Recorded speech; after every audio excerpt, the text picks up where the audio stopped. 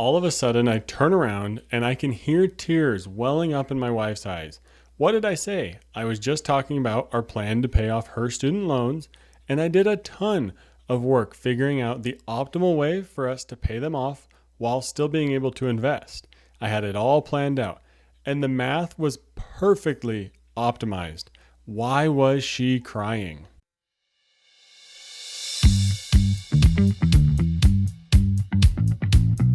So picture this, you're in your first apartment, that kind of dumpy place that has a little bit of a draft, and you're sitting down getting ready to talk about money. Imagine the emotions and weight that comes with that sort of a conversation. It was time to finally address the elephant in our financial situation, and that's my wife's student loans. We got about $58,000 worth of student loans from her time in PA school and her PA program. Even though our debt was lower than the average student coming out of PA school, it was still a big topic regardless of how much debt you have, whether you have $10,000 of student loan debt or you have $110,000 or more. I was a pretty big Dave Ramsey disciple coming up in my personal finance education and everything around that. So I wanted nothing to do with student loans. I wanted to stay far, far away from them. After all, weren't they the worst thing since unsliced bread?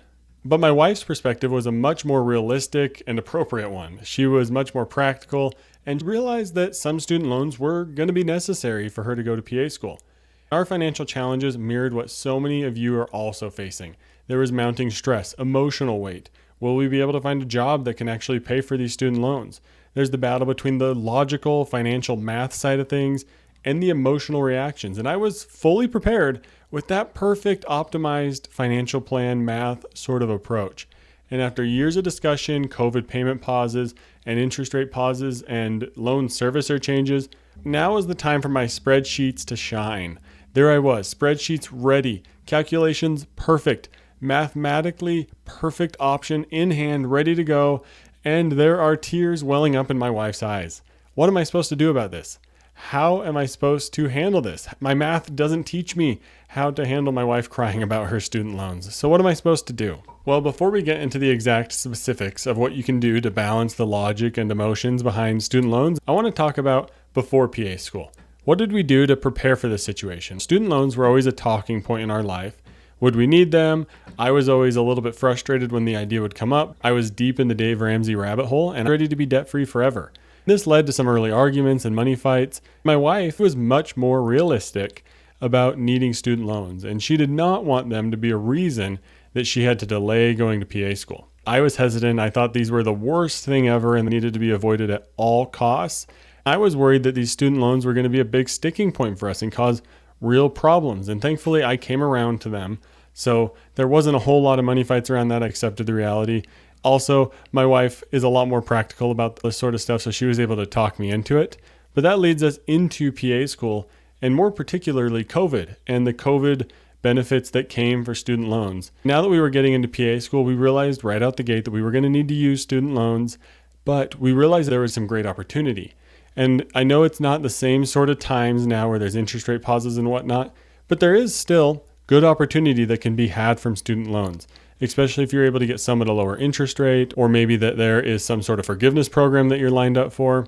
There are some opportunities with student loans that you can still consider. We honestly got lucky with the massive interest rate pause that happened during COVID. We took out all of the loans that we can because if there's anything that math says, 0% is a good loan to take out if you can pay it off in time. So we took out all the loans that we needed. And thankfully, we were able to use some of those early loans that were at a much lower rate, even 0% at the beginning. When interest payments resumed, they were still at a much lower, like 4% rate or something like that. Something incredible that we were able to use to reduce our need for those 7% loans at the end of PA school. Most of you likely know that graduate students don't get the same sort of benefits that undergraduate degrees get when it comes to student loans. And now this is a soapbox of mine. I don't get why graduate programs don't get subsidized loans, but thankfully there was the COVID interest rate pauses and loan payment pauses that allowed us to take these opportunities with student loans and use them to our advantage. We were able to use some of that very low interest rate money to pay for tuition, like I mentioned, when the interest rates were going up. And we also were able to put that 0% student loan into I-bonds. Now, I-bonds, they're an investment that you can make with the government, They're a type of bond that tracks with inflation.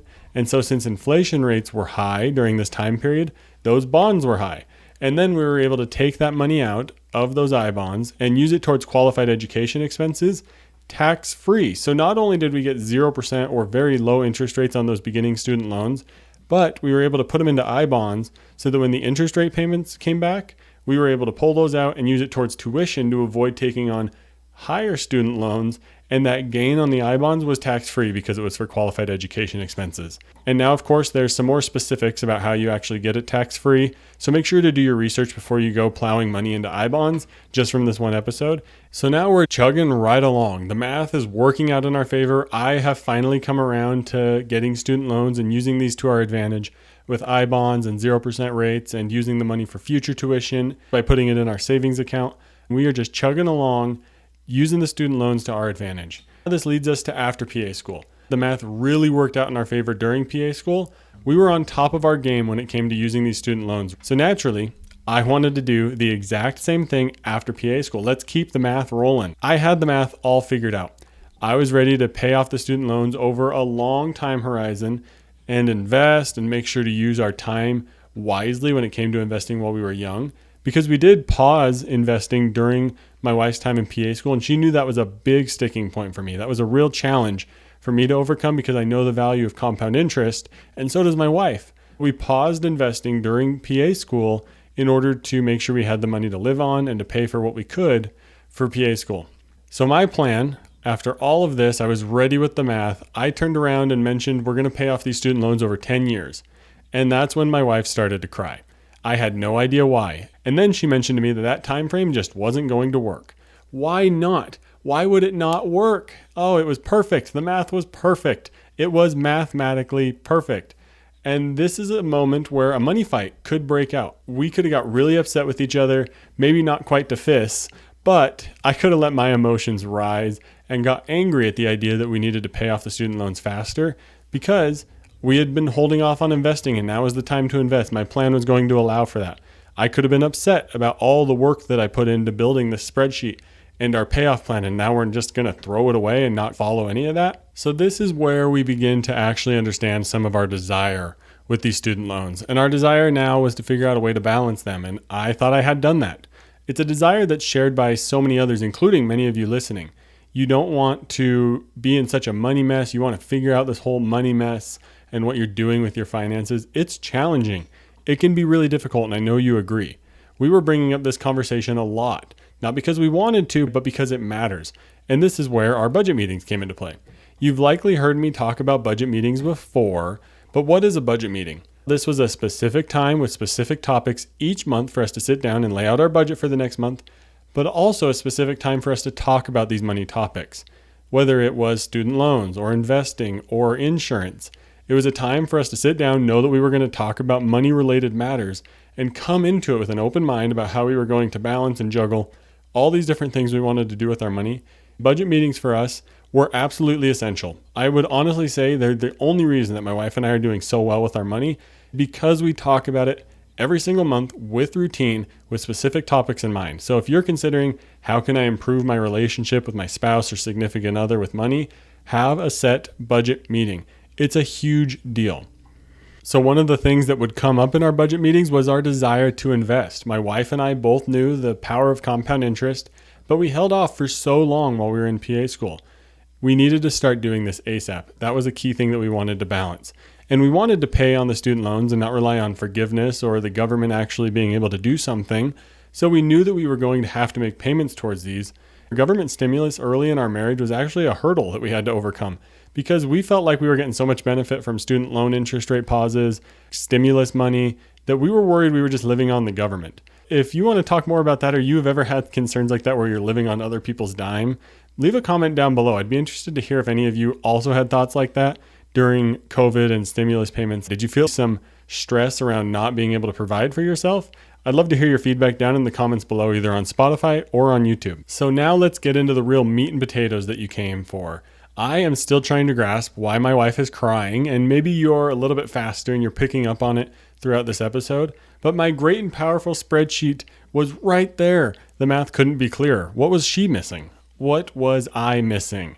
That was the key. My wife mentioned that she didn't want to pay these student loans over such a long time horizon. She didn't want to pay them off over that long of a time period because she didn't want to be stuck and required to work over that long of a time period. And she felt like that was a huge hurdle that she wanted to overcome. And even though we had done our finances together our entire marriage, and she knew that I would support her changing jobs, taking a break to help us maybe start a family, take a mini retirement, or whatever it may be, she knew that I would support her in that. But to her, these student loans still felt like a burden hanging over her head that just needed to be gone in order for her to truly feel like she didn't have to work, that she wasn't completely required to work. And that's because these student loans, they were tied to her career. So that was a completely valid feeling, even though we did all of our finances together. And just like that, my spreadsheet tossed out the window. It was gone. Paying off our student loans over that long of a time horizon wasn't an option anymore. And honestly, this unlocked everything for us. We began to understand our why with our money. You should go back and listen to episode 1 where I talked about finding your financial why. We began to understand what money meant to us. This allowed us to see money through a whole new light. And I was finally able to start truly considering the emotional side of our money because for so long with PA school and interest rates, it was a math-based approach. But now emotion was really starting to come into our financial picture. And that changed everything for us. After I thankfully finally realized this and my wife was like, thanks for finally getting on board and understanding how to do this money. So now that we were able to finally connect on an emotional level about what this money meant to us and what these student loans meant, now we were able to say, how long do we want to actually take to pay off these loans? And don't forget about my original concern of being able to invest enough. That was certainly a discussion point because we had waited to invest and my wife knew that this was going to be a huge sticking point for us. This took us months to figure out. It changed because we refinanced some student loans, which I'm going to talk about in the case study here in just a moment later in this episode. Refinancing can be a great option to consider. But we also were considering, do we need to lock in a higher payment in order to refinance? How high of a payment do we want? Do we want cash flow freedom or stick to a strict plan? What did all of this mean for our financial situation? And now, before you get a deep dive and a deep look into our financial situation with these student loans, how did it all start? Well, we were on completely separate paths with student loans. I wanted to avoid them at all costs, and my wife, throughout this whole process, was much more realistic and practical. But now, it flipped at the end, where I was so math-focused and wanted to make the student loans work and said, let's keep them. Remember at the beginning how I said, let's avoid them at all costs? And then suddenly at the end, I was saying we should keep the student loans for 10 years or more?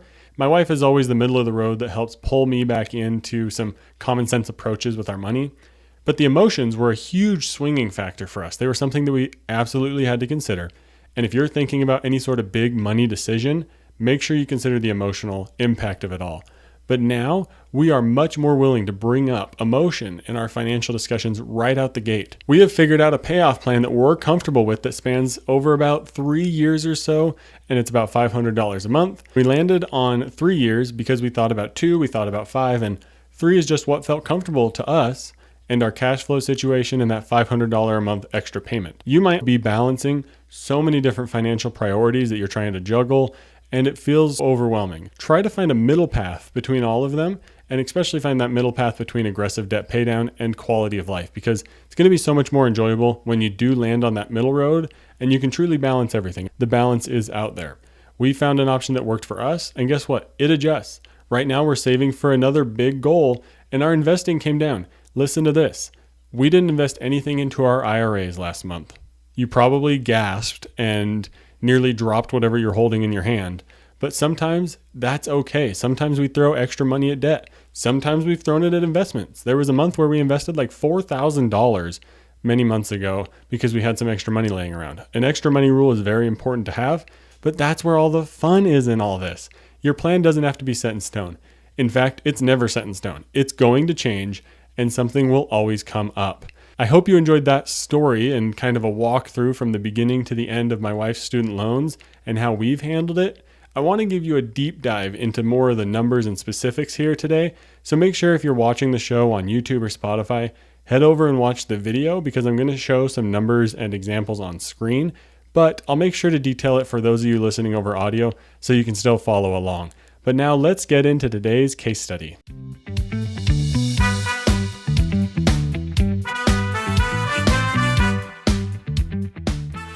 Thank you for staying tuned, and let's get into the case study. I found some great research that I want to share here, And I'll, of course, put it up on the screen for you to be able to see some of these stats that I'm reading.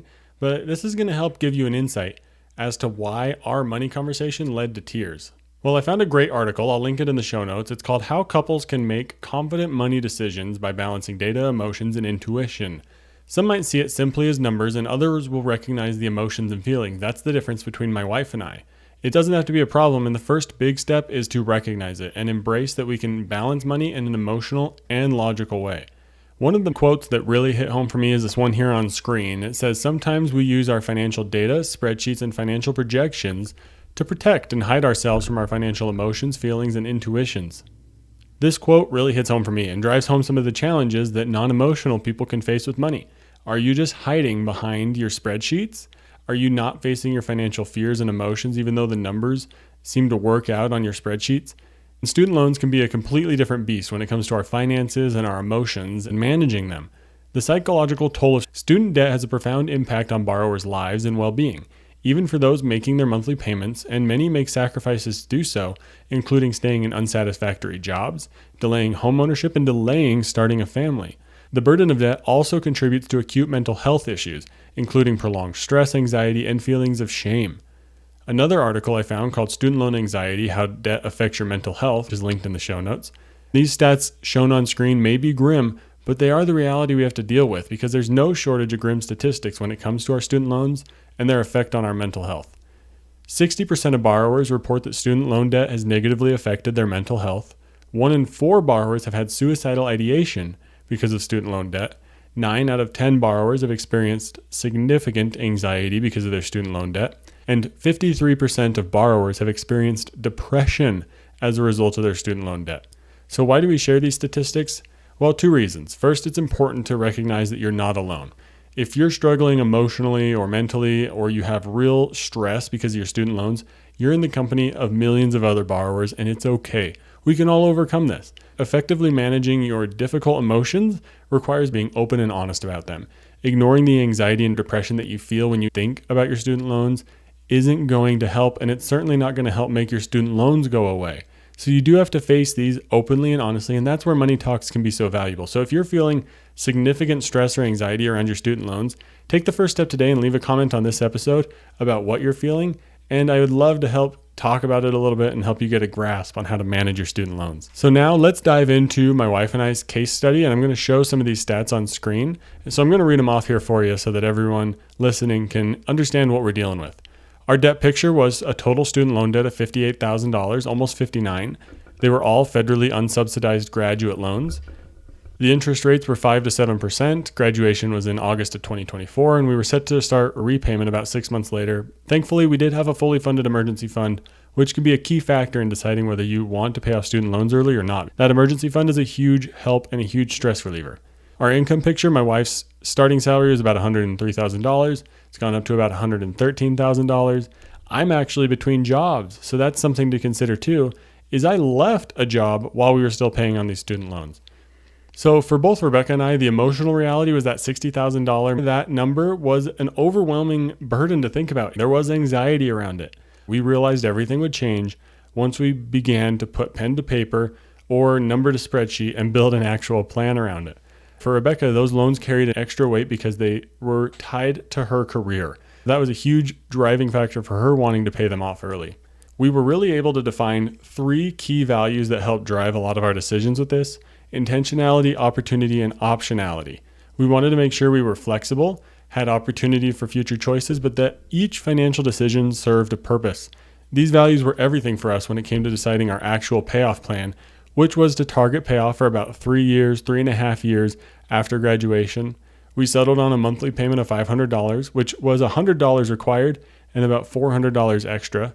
Our payoff method was going to be the avalanche method because we knew that we could handle paying on the highest interest rate first. We didn't need that driving factor that the snowball method can provide. So how did we land on 3.5 years? Well, that's just where it felt comfortable for us based on cash flow needs and timing on job changes or anything that Rebecca might consider around her work.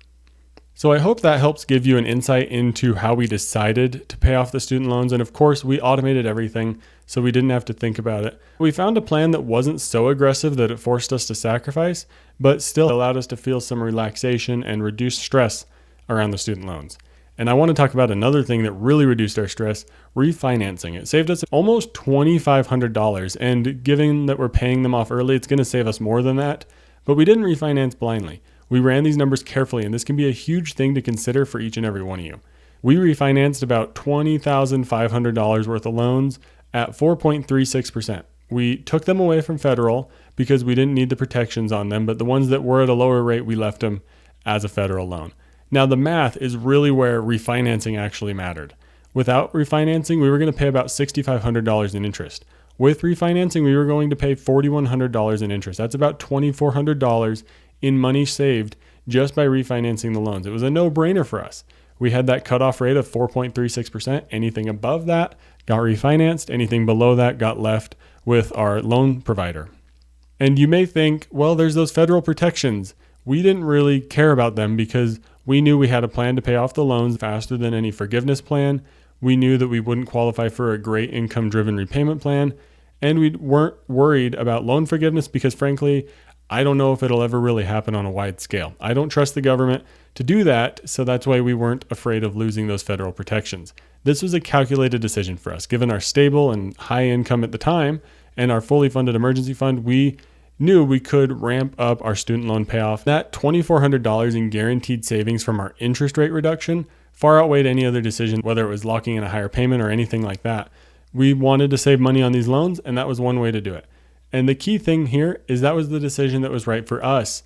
Your decision may not be the same one. Maybe you do need to go after student loan forgiveness through some public student loan forgiveness program, and that's what you need to do. Maybe you need to refinance them and pay them off as fast as possible.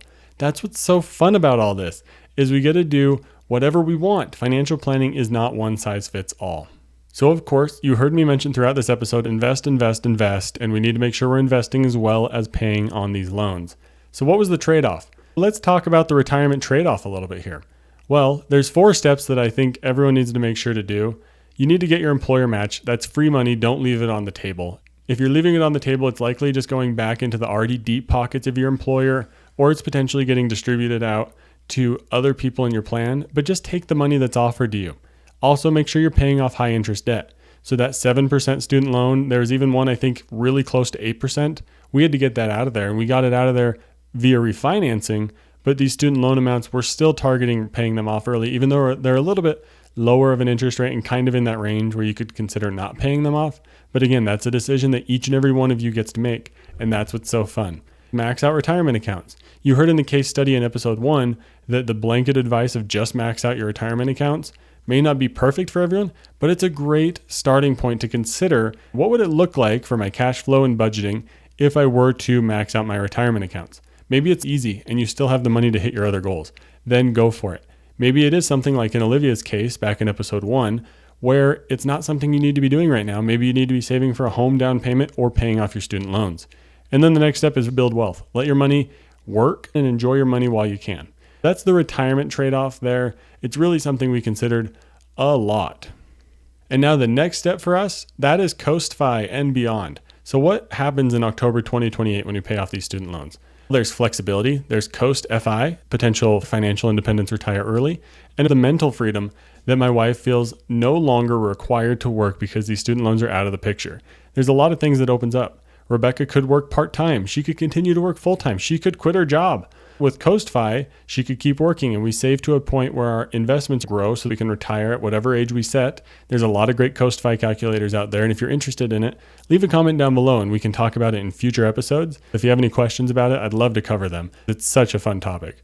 There's also the option of regular financial independence, and we could retire early. The mental freedom is going to outweigh the financial freedom because that's one stress off both of our minds. So in this case study, what would we do differently? We'd refinance sooner. I would have refinanced so fast if I would have thought about it, but I didn't think about it till an ad showed up. We didn't have the student loans for that long, but I refinanced them at a later point than I probably would have liked to. If you have a student loan that's above 5 or 6%, run a refinancing calculation and see what kind of a rate you can get. You don't have to pull the trigger immediately, but it allows you to begin making decisions and know your options. I also would like to reframe the narrative around student loans. They can be an advantageous tool, and I wish I would have thought about it ahead of time because we could have potentially been more intentional and more optimized with our student loans. Make sure you know how much you're borrowing versus your future income. understand what you're signing up for, and make sure you have a clear repayment plan before you graduate. Rebecca's salary is about $103,000 or more, and it's probably only going to be higher, so about $60,000 in student loans was a good trade-off for that debt-to-income ratio, and it was manageable and overall not insurmountable.